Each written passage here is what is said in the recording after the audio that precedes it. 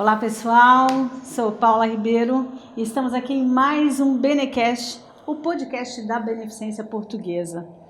Hoje com um convidado para lá de especial, amigo da gente, ele que de um diagnóstico de algo que poderia ter sido somente tristeza, ele decide transformar essa trajetória dele de uma forma triunfante.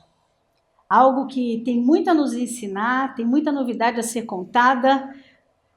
Administrador de empresa, aposentado da Petrobras, presidiu a ONG do Grupo Esperança desde o ano de 2000 e foi um dos idealizadores e fundadores do movimento brasileiro de luta contra as hepatites virais. Ex-conselheiro municipal e nacional de saúde, atuou por vários anos no Comitê Técnico Assessor do Ministério da Saúde para hepatites virais. Atualmente diretor do Sindicato dos Trabalhadores da Petrobras do Litoral Paulista, com foco no Departamento de Saúde e de Aposentados, Jeová Pessim Fragoso, que vai falar um pouco para a gente aqui da ONG Grupo Esperança, que é um trabalho fantástico, e para estar aqui junto com a gente, recepcionando esse convidado tão especial, o nosso presidente, Ademir Pestana. Muito obrigada pela presença de ambos. Jeová, uma alegria muito grande, que é assim que a gente chama carinhosamente, uma alegria muito grande tê-lo aqui conosco. Nossa, Paula, Ademir, a alegria imensa é minha. Realmente eu fico muito emocionado, porque essa trajetória que você fala do Grupo Esperança, a minha pessoal também, né? E obviamente sempre com os pares, né, ao meu lado, né, não, seria muito diferente se não fosse o apoio aqui que a gente teve da Beneficência Portuguesa durante todo esse um quarto de século aí na atuação. Beneficência Portuguesa sempre fazendo história na vida de tantas pessoas, né, presidente?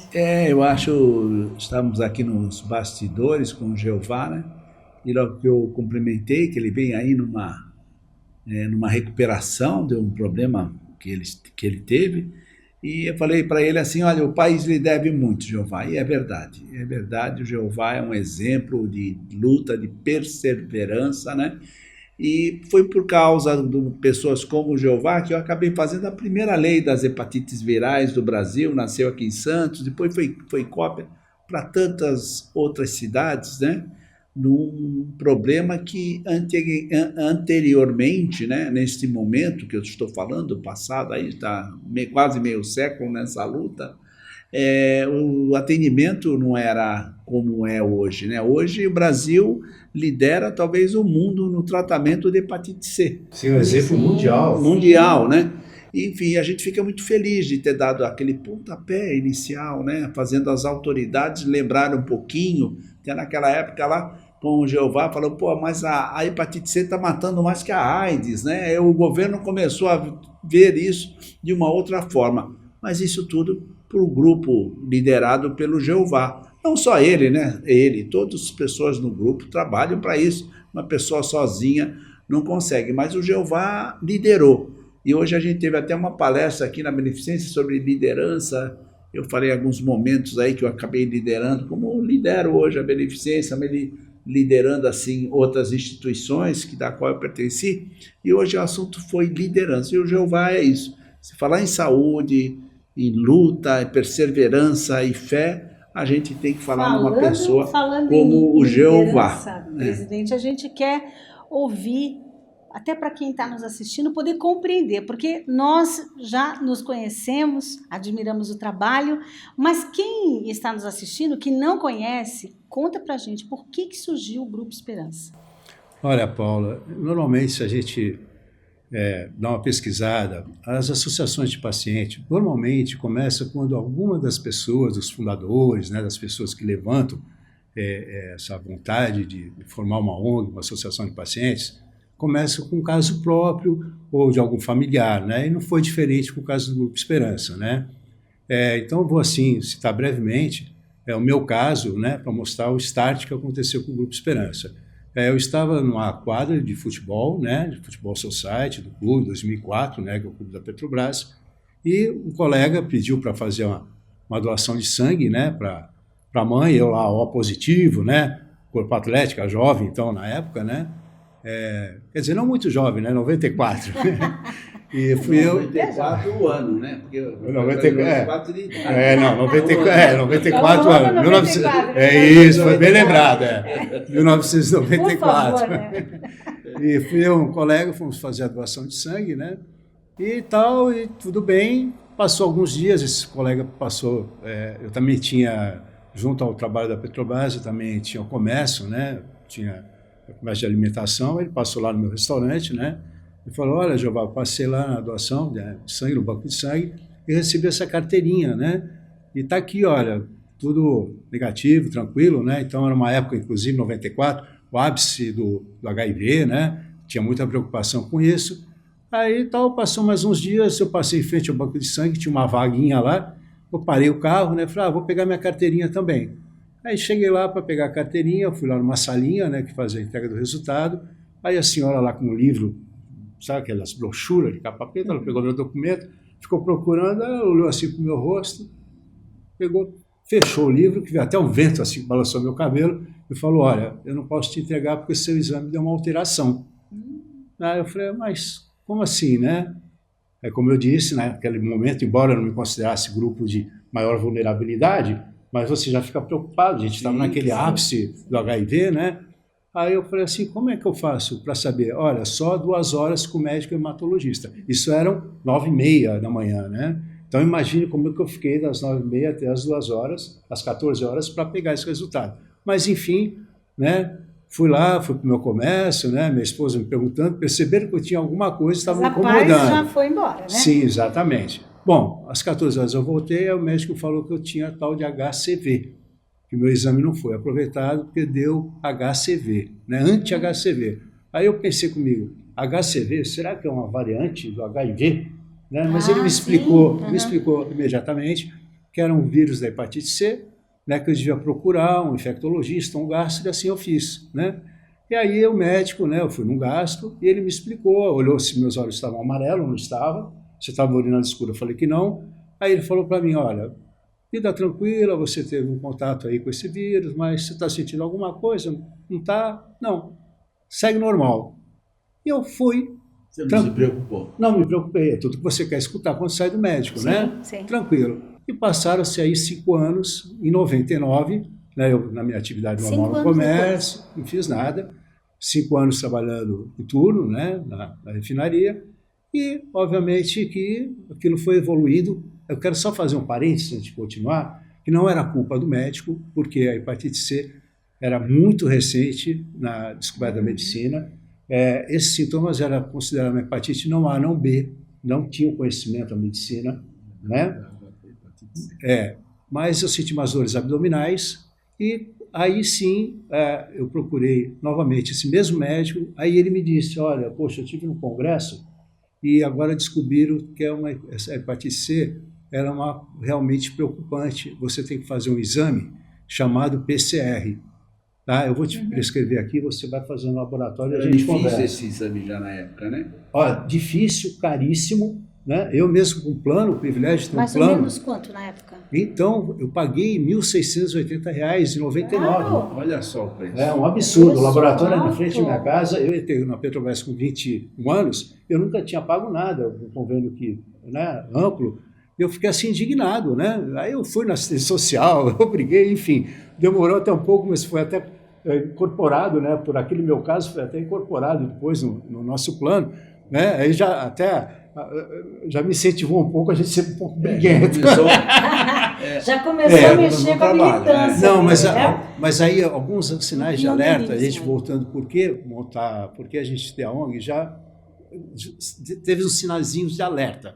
Foi como aquela senhora, né, me recebeu no banco de sangue. Aquele momento de ela fechar, né, aquele livro, a forma... Quer dizer, não houve humanização nenhuma, né, Paula? Nenhuma. Ela me deixou assim, aquela situação, não posso falar nada, você fala... Quase traumático. Foi traumático, né? O médico, embora ele não tivesse culpa, né, mas também a falta de informação, né, sobre uma doença que me fez... Será que 5 anos passaram, né? Será que eu tinha, depois de 5 anos, o diagnóstico já me apontou uma cirrose. Será que se eu tivesse feito alguma coisa, tivesse tido algum tratamento, né, naquele momento, eu teria desenvolvido a cirrose, né, 5 anos, porque depois de 5 anos, quando eu descobri, né, que era a hepatite C, já era uma doença mais séria, eu já estava com uma cirrose, né? Então, isso aí, esse parênteses que eu quis abrir, porque já deu esses sinais de alerta, né? E essa cirrose, você percebia ou não? Eu não percebia nada, assintomática. Esse é o grande problema da hepatite C. Muitas pessoas desenvolveram, que nem eu, a cirrose e algumas o câncer de fígado, né? Sem ter sintomas nenhum. Pode levar o câncer também? Pode levar o câncer também, né? E aí, quando dá o sintoma, né, que é aquele sintoma clássico, que é os olhos amarelos, a icterícia, né, que está urinando escuro, aquela barriguinha também que começa a ficar saliente, né, que acumula os líquidos, aí sim a pessoa já está num estado que realmente pode estar bem complicado, né, e às vezes já vai ao óbito, né, como aconteceu com muitas pessoas, que foi uma época que a hepatite C começou a matar mais que o próprio HIV. Né? E você não tem ideia, assim, de que forma ela foi contraída? Exatamente, isso é muito importante, porque a forma de transmissão da hepatite C é só por sangue contaminado. E aí o que acontece? Você fala, poxa, mas como é que eu peguei por sangue, né? Sim. Inclusive a hepatite C, tem um detalhe, nem é considerada uma doença sexualmente transmissível. Pode acontecer, não é considerado uma doença, nunca foi. Pode acontecer pela transmissão sexual, mas quando? Sangue com sangue. Tiver sangue. Entendeu? Então, o sexo normal, vamos dizer assim, quando não há contato sangue com sangue, não se tem essa transmissão. Né? Diferente da hepatite B, da hepatite A, né? A hepatite B é altamente transmitida por via sexual. Então, a hepatite C nem por isso. Só que ela tem um detalhe, ela fica, o vírus ele fica exposto fora do organismo humano até 72 horas. Então, uma grande forma de transmissão é alicate de cutícula quando não esterilizado. Eu acho interessante a gente falar sobre isso, até para que as pessoas tenham cautela. Sim, é muito importante. Então, alicate de cutícula. Né? As pessoas sim, hoje essa preocupação tem que ter. Piercing, todo esse tatuagem, material. Tudo que tem contato de estética com sangue, e beleza é muito importante. Nós fizemos um trabalho em Santos muito importante também, que foi até de autoria do falecido Paulo Barbosa, né, o pai do Paulo Alexandre Barbosa, que mudou a conduta do... O vereador Fausto Lopes também fez alguma coisa na época? O Fausto Lopes, se a gente for levantar, teve algumas leis todas de vanguarda, embora a primeira foi a lei 1990, de sua autoria, do então vereador Ademir Pestana, no ano de 2001, que foi a primeira semana... de utilidade, né, para toda a população. Sim, foi a primeira semana de prevenção e controle. Como se abrisse o livro, né? Todos, gente, nós estamos enfrentando uma guerra. Né? Foi a primeira semana de prevenção e controle. E essa iniciativa foi fruto... Ficou junto. A procura... Agora, o Fausto Lopes que ele falou foi o Dia Municipal da hepatite C, especificamente. Tá. Né? Aí teve outras, o próprio Evaldo Stanislau, o vereador, ele transformou a semana para... Não transformou, ele fez o Julho Amarelo. Julho Amarelo, hoje também que é o mês de prevenção, as campanhas acontecem... E também aquela obrigatoriedade do teste, né, da oferta, não de testar, mas da oferta do teste das hepatites B e C. Quer dizer, todas de vanguarda mostrando a força de Santos, né? Que nós realizamos aqui na Beneficência em julho, né? Então, exatamente. Todos os anos. Bom, e dando continuidade, então tudo isso que a gente está falando, Paula, traz uma situação que, de repente, a gente viu que muitas pessoas estavam com a hepatite C e o único Você já teve essa preocupação de momento? Nossa, muita gente deve ter esse vírus e não sabe. Nós fomos procurar aonde que atendia. Aí, pasme, as informações... Então, não tinha atendimento específico para hepatite C nos municípios. Só tinha um local que atendia os 9 municípios. Aquilo que eu falo, não tinha. Não tinha. A lei começou a abrir tudo isso, né? Sim, então, mas tinha, sim, uma referência estadual, que era o Hospital Guilherme Álvaro, que, por sua vez, não era uma referência.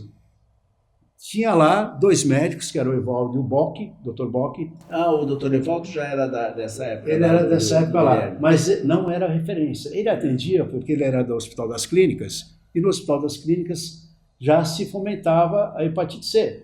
E tinha o Dr. Bock também, que, isso eu não ouvi falar. que era um gastro, que atuava com ele. E esse ambulatório já atendia 100, 200 pacientes de hepatite C. Então, nós descobrimos que lá tinha muito paciente. Só que esses pacientes, eles ficavam no momento que eles descobriam da onde. A maioria de banco de sangue, que nem eu. Poucos vinham de uma suspeita médica. Porque os médicos não conheciam, por isso a importância da lei também, porque trouxe à tona para toda a categoria, para todo segmento, inclusive médico, saber, o que está vendo? Semana de prevenção, Despertou. por quê? Vamos estudar, vamos saber. Despertou. Despertou. Porque a maioria Tem o viu... falso positivo também? Oi? Nem lembro da gente falar sobre isso. Existe o falso positivo? O falso Hepatite C, positivo falso positivo já é uma outra situação. Aí já são testes, contaminação em bancada, acho que é diferente. Isso aí é uma outra situação. Agora, o que acontece? A maioria dos pacientes que tinham no Guilherme Alvo, aonde era a origem? De banco de sangue. E o banco de sangue não é criado para trazer diagnóstico. Né? O banco de sangue é para ser aproveitado aquele sangue. Tanto é que nós fizemos um trabalho maravilhoso com a doutora Pina, que era a chefe do banco de sangue do Hemonúcleo, que fica lá dentro do Guilherme Alvo, o Hemonúcleo de Santos, justamente porque a gente queria que fizessem esses testes nas policlínicas, nas unidades de saúde, né? E que tirasse o maior diagnóstico dentro do hemonúcleo, porque o banco de sangue é para aproveitar sangue para salvar vidas, Sim. não é para fazer diagnóstico, né? Então, essa luta. Só que os municípios falavam que o problema era do Estado, que não existia recurso para trabalhar com hepatite, para fazer teste para hepatite. O Estado falava que o problema era da União. E aí nós falamos, gente, nós temos... E a história, né? A história é como nasceu. Então, como nasceu isso? Aí nós temos que nos organizar. Essa imensa necessidade. Gente, nós temos que se organizar. Aí alguns pacientes, né, mais solidários, nós começamos a atuar no Guilherme Álvaro.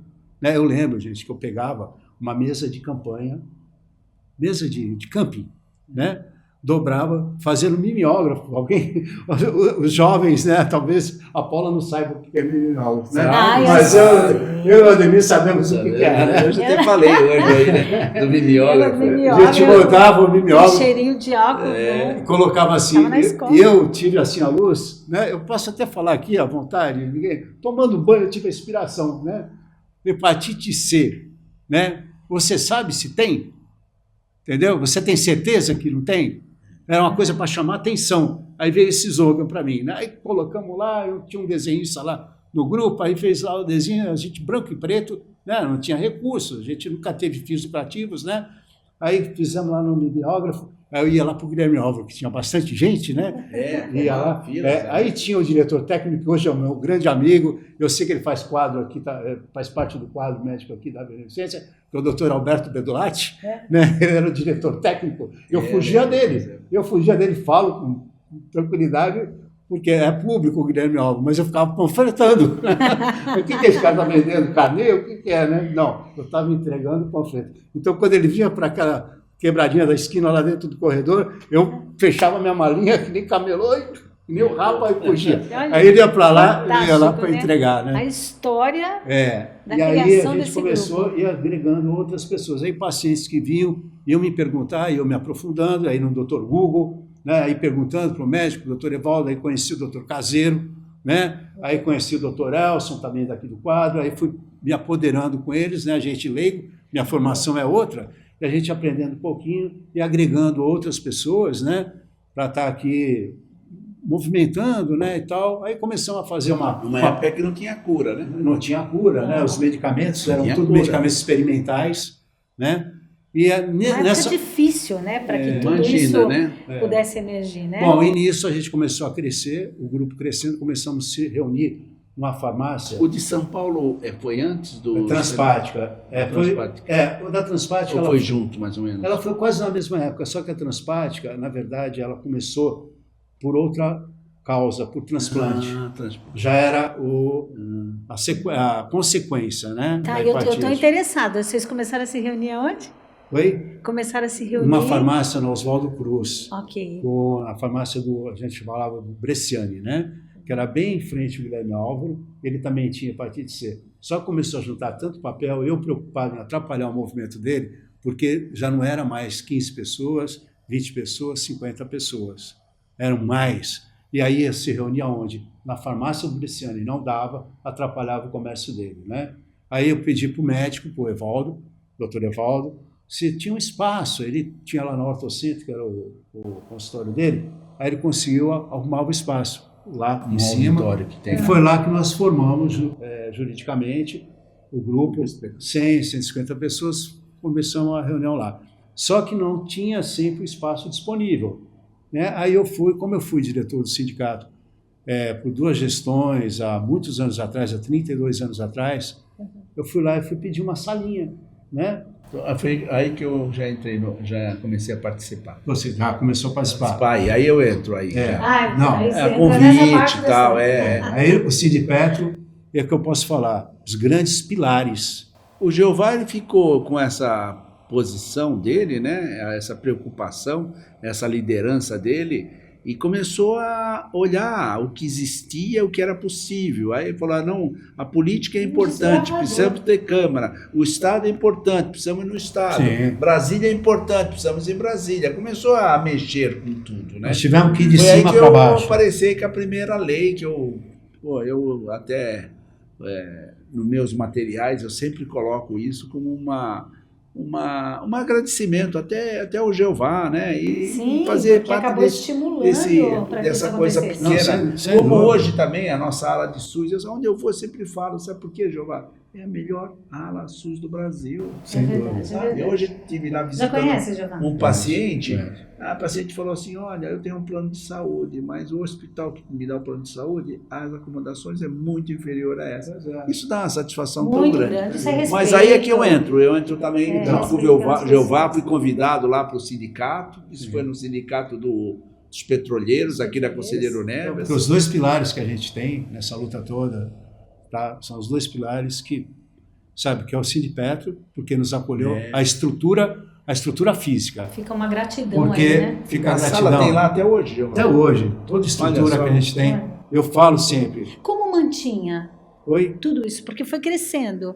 Como é que essa estrutura foi sendo mantida? A categoria, várias diretorias passaram, né? Obviamente que a gente tem 3, a diretoria atual, ela pouco se modificou, então eu agradeço muito essa diretoria que está 3 gestões já, né? Que praticamente mudou há pouco, mas todas as diretorias, então a categoria petroleira, né? Especialmente essa diretoria que está agora, que está as 3 gestões já, mas desde um cafezinho, né? O estacionamento do cafezinho, da banda larga, obviamente que a gente sabe, por exemplo, um telefone próprio, a gente não abusa, vamos dizer assim, né? Mas se a gente tivesse que pagar aluguel, cafezinho, banda larga, sabe? Tudo está lá, a nossa estrutura, fora o apoio que eles dão, às vezes, quando a gente precisa para fazer um panfleto, para fazer uma cartilha, né? Nós temos a imprensa, nós temos a TI, né? Nós temos a manutenção lá dentro. Então, esse pilar fez com que a gente pudesse chegar a esse momento.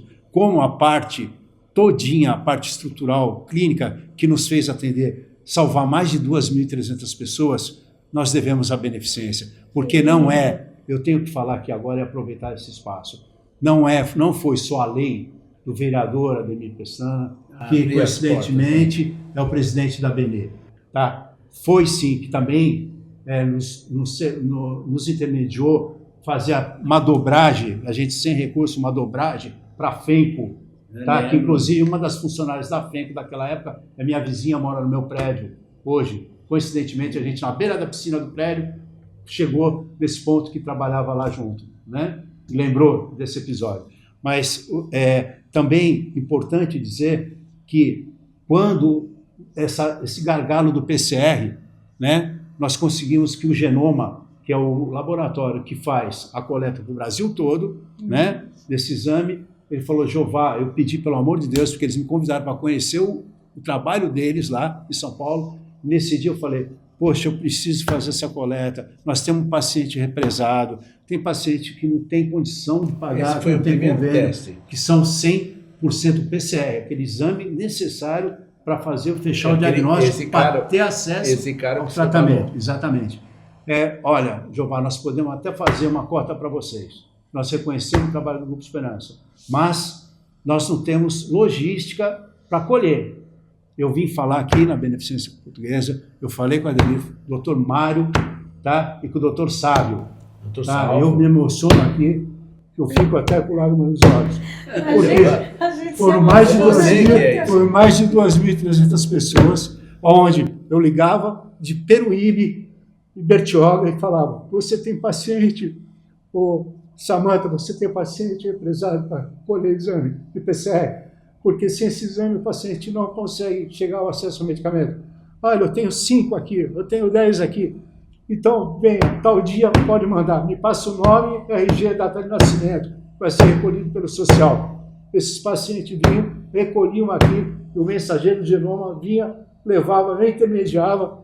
Eu e a voluntária, tudo pelo e-mail, esses pacientes recebiam os exames, vinham e tinham tratamento e hoje estão curados. Então, essa estrutura do Cine-Perto nos abrigando e da Beneficência dando esse amparato, isso nunca vai sair de mim, e tenho certeza, pessoas que você, doutor Sábio, doutor Mário, nunca viram, não sabem o nome, mas que efetivamente ajudaram e deram vida para essas pessoas. Então, aproveito para agradecer e ratificar. E todo esse trabalho... ao Cine-Perto, poxa, não tenho como não agradecer, então...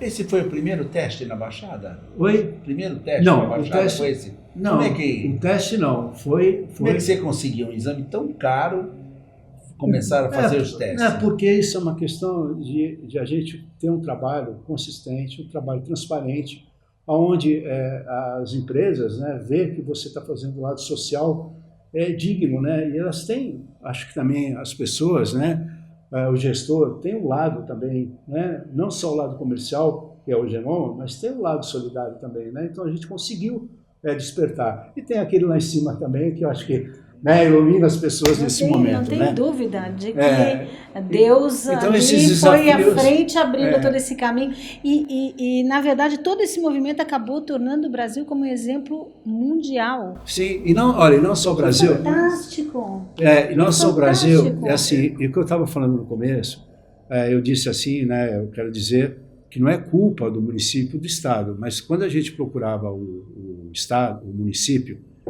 falavam que era um problema do Estado, e do Estado falavam que era um problema da União. E é verdade, a hepatite era o primo pobre da AIDS. A AIDS tinha muito insumo vindo de organizações internacionais, né? Muita verba. A gente fala em dinheiro mesmo, né? Para fazer propaganda, para fazer materiais, né? Próprio medicamento, exames e tal. Sim. E hepatite não era nada, era recente, tal. Isso, então, a estratégia que nós pensamos foi pegar e ir para cima. Nós tivemos uma deputada aqui da região, como a região é vanguarda, né? A falecida deputada Maria Lúcia Prandi, tá? Tivemos a Maria Ângela também, que nos ajudou com a primeira lei do Brasil, mas a Maria Lúcia Prandi, ela nos deu uma ideia, né? E a assessora dela, Leda, ela veio e falou: Jeová, tem uma estratégia, faça um abaixo-assinado de paciente, Brasil todo, faça de paciente, dizendo que vocês precisam desse exame de PCR e tal, e a gente consegue uma audiência com o ministro. Tá? E assim foi feito. Nós conseguimos colher 15 mil assinaturas de paciente. Eu pedi para algumas entidades do Brasil, tentei localizar algumas entidades do Brasil, e fizemos o primeiro encontro nacional. Tá? Baixou o assinado, passou aqui. Passou aqui. Nós conseguimos fazer o primeiro encontro nacional de ONGs, conseguimos só 10 ONGs, né? Dessas 10, 6 já trabalhavam só com transplante, inclusive a transpática. Mas isso fomentou o Brasil todo e nós fundamos, eu fui um dos fundadores do movimento de luta, né, contra as hepatites virais. No outro ano já tínhamos 17, no terceiro ano já eram 50 e poucas, e nós realizamos aqui o 10º encontro nacional com já 69 ONGs no Brasil todo. A proporção que tudo foi tomando. E o Brasil, então, se tornou um modelo nacional. Eu fui convidado. Em 2017, nós tivemos o Summit do Brasil, que é a cúpula mundial de hepatite, com 110 países, para participando para ter a eliminação da hepatite C com a descoberta dos medicamentos que curam em 2015. Sim. A eliminação, a proposta da Organização Mundial de Saúde. Nós tivemos, em Genebra, não eu pessoalmente, porque aí a gente o arrependimento, e quando a gente entra no inglês e entra e sai, não pude, alguns eventos em inglês que eu pude ir, porque tinha tradutor, eu pude ir. Esse não poderia ter, né? Então a minha filha, que trabalha com hepatites também e tem fluência em inglês, ela foi me representando em Genebra, né? Eu perdi essa chance, mas foi representando o movimento das hepatites do Brasil, né? E em seguida, em 2017, eu fui convidado para ler na língua pátria, na língua portuguesa brasileira, né? No Brasil, a carta da cúpula mundial, a carta final da eliminação da hepatite C até o ano de 2030, onde o Brasil é um dos maiores protagonistas. Alguns países não vão conseguir, mas o Brasil é um modelo mundial para todos. Jeová, a gente... Isso que você está falando, Paula, a gente também vai mostrar aí, né? Vai mostrando para as pessoas. Já né? estamos mostrando, já está passando aí ótimo. As imagens. E a pergunta que não quer calar, missão cumprida? Missão quase cumprida. Por quê? Só para finalizar, então nós fizemos o caminho inverso, né? Fomos do Ministério da Saúde para o Estado, do Estado para o município. Hoje, uma grande satisfação quando eu li, nesse ano de 2024, no jornal local aqui, que o município de Santos está fazendo ação tal lugar, tal lugar, tal lugar, testando, orientando, município de São Vicente, município de Cubatão, do Guarujá, né? Isso nos dá uma satisfação muito grande. A força motriz desse teu trabalho, quando você se engajava em tudo isso, o que falava ali, o que você ouvia no teu coração, o que te fazia avançar nessa proporção que ficou gigante, né, presidente? Ficou gigante esse trabalho. Um dia o fluxo vai estar muito bom, né? Que nós não vamos precisar mais fazer, que vai estar no automático. E está no automático, hoje a pessoa...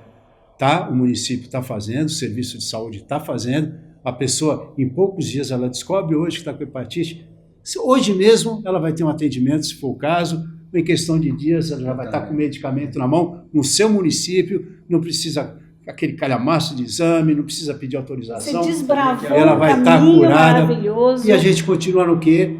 Ao que é inerente a uma sociedade civil, ao controle social, à manutenção do SUS, e a gente está sempre de olho, né? Quem Deus quiser, nós vamos ter aqui a continuidade da Baixada sendo uma vanguarda, sendo uma saúde. E o mais de tudo, a possibilidade, eu agradeço você, Paula, no Benecast, de poder estar aqui agradecendo de forma muito importante o Sindipetro, né? Por ter dado essa oportunidade para a gente, e pessoalmente aqui ao vereador e presidente da BP, com toda a sua equipe, né, que eu já citei alguns nomes, e todos eles aqui, o pessoal da hotelaria, a Moza, a Noemi, todos eles, né, a Nélia, todas as pessoas que... É uma grande família. Aprendi, a grande família aqui da BP, por todo esse apoio, e mais uma vez... Desculpa aí pela emoção, mas não dá para deixar de emocionar. Mas é tão interessante quando a gente observa a verdade que vem. Você falava, e eu me lembrava, inclusive, de uma passagem bíblica que, se referindo a Cristo, diz que pelas coisas que sofreu, ele se tornou poderoso para salvar. Então, a gente observa a tua resiliência, o nome do Grupo Esperança, então a gente percebe que era realmente a motivação central, a esperança de que tudo isso viesse a acontecer, e o quanto no nosso sofrimento, às vezes as pessoas são acometidas por um diagnóstico, uma notícia ruim, e o ser humano ele tem uma capacidade, um poder muito grande. E essa passagem que eu acabei de citar, ela conta que Jesus, pelas coisas que sofreu, ele se tornou poderoso para salvar. Então, nós podemos, na nossa dor, onde há uma perda, transformar tudo aquilo em semente. Eu acho que foi isso que você fez. Você lançou muitas sementes e a gratidão é imensa a todo esse trabalho. Por mais Jeovás, por mais Jeovás, que diante de um diagnóstico não se acovardam, mas eles vão para cima e pensam nos outros, no próximo. E falando de humanização, é óbvio que, para mim, isso é o ponto forte de tudo que a gente ouviu aqui. Então, a gente está caminhando para o final, nós ficaríamos aqui ouvindo você contar toda essa história há muito mais tempo, né, presidente? A gente que está diariamente dentro do hospital, né, acompanhando os pacientes também nos leitos, né, essa humanização que a gente fala, e também olhar o paciente no leito, né? Eu acho que a cura já começa com o carinho e com o amor pelo paciente, né? Sim. É aí que começa a grande cura. E o paciente percebe isso, sabe, Jeová? Sim. E o Jeová, nós não teríamos fechado o livro daquela forma. E a gente percebe muitos pacientes que vêm para cá e não querem viver mais, né? Não querem viver mais, perdem a esperança. E aí nós temos aqui do lado o Jeová, que é do Grupo Esperança, que não se conformou. Não se conformou. Não se conformou com a doença, podemos dizer assim, que hoje não é mais, basta se tratar, né? E conseguiu essa vitória. Então o Jeová é um exemplo de perseverança na saúde, no reconhecimento e na luta. E também o país, né? Às vezes a gente percebe que o Brasil não tem caminho, o Brasil tem caminho sim, nós temos que ter esperança também, nós podemos modificar o nosso país em todos os caminhos, o nosso SUS precisa de mais recursos, mas é um exemplo também para o mundo, como hoje o tratamento da hepatite C. Mas pessoas como o Jeová, como a Paula falou, precisamos ter outros Jeovás aqui, para que a gente possa cada vez mais ter uma saúde melhor e um povo mais feliz, Jeová. Pode ter certeza disso. A nossa gratidão o Jeová também, é aquilo presidente. que eu falei na reunião de líderes hoje, né? O Jeová é aquele sujeito que chega na casa dele, toma o seu banho, vai para a cama e dorme feliz, porque a minha parte eu estou fazendo, né? A minha parte eu estou fazendo, eu estou satisfeito por isso. É verdade. Então, e o presidente bacana. também, a nossa gratidão é pela iniciativa nessa posição aí enquanto vereador, de poder realizar coisas que realmente são importantes, são vitais. Fica um legado, fica uma história aí, presidente. Parabéns aí pela sensibilidade em poder fortalecer todo esse trabalho através dessa lei, né? E, Paula, o pessoal está gostando do Benecast? Aí você já tem alguma resposta? Se as pessoas estão nos assistindo, né? Compartilha, fala com a gente aqui, mande, curte, veja comenta. se estão gostando, comenta, nos dê assunto só sobre saúde, né? Pode ser beleza para a saúde, enfim, tudo que é ligado à saúde e ao esporte, mande para a gente, que nós vamos abordar também esse assunto, que é a Paula que apresenta, né? Mas vai colocar aí no nosso protocolo de pessoas que vão aqui vir convidadas para participar, que já temos muito aí na fila, né? Mas compartilhe, mostre que se nós estamos no caminho certo aí com este programa de saúde aqui para a nossa região. Na realidade é para o Brasil todo, Jeová, porque está no YouTube também. Sim. Eu gostaria, Paula, se permitir, só saudar meus voluntários. Fala no seu coração, presidente. Um livro, essa curiosidade. Um livro. Um livro? Um livro.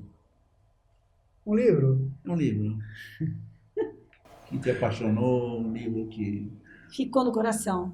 Ficou no meu coração. Ou um filme. E o filme também. A mensagem às vezes vem em livro e vem em filme. Para as pessoas conhecerem um pouquinho mais o Jeová, né? É muito, muito saudosismo, é muito antigo. Mas pode falar. Ben-Hur. Que bacana. Mas é uma bela produção. É uma bela produção. Super produção Cinemascope. É verdade. Bom, chegamos ao final de mais um Benecast. Jeová, muito obrigada pela luta, pela resiliência, pela esperança, pelo grupo, pelos avanços e pela grande missão que você se dispôs a viver. Presidente Ademir Pestana, eu que agradeço. Espero que as pessoas mandem as mensagens que estão achando do nosso Benecast. E até a próxima, se Deus quiser. Tchau, tchau.